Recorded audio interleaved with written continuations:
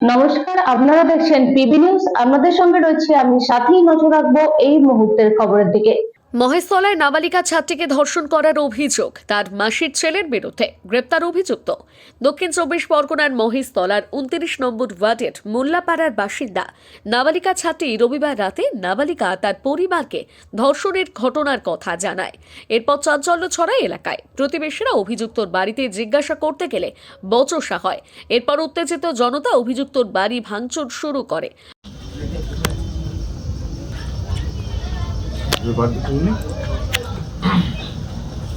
Phone করে খবরটা নে না।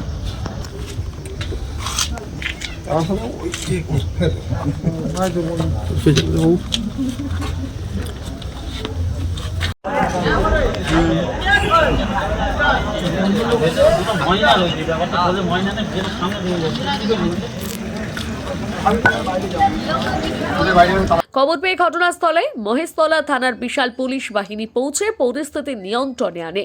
পাশাপাশি অভিযুক্ত পলাতক থাকায় রাতেই তার বাবাকে আটক করে নিয়ে যায়।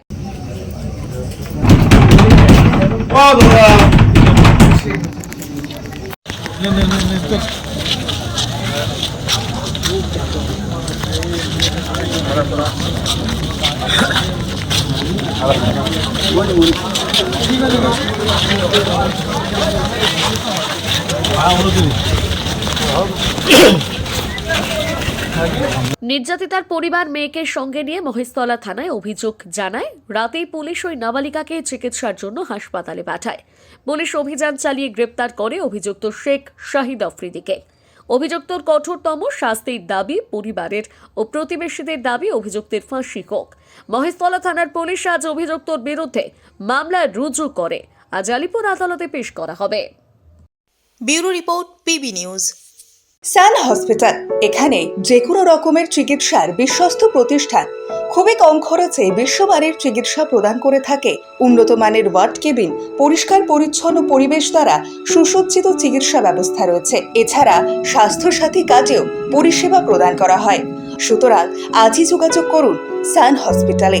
ঠিকানা GT road, Bhangakuthi, Bardhaman. Phone number মনে রাখবেন 9434188262 অথবা 83730954222।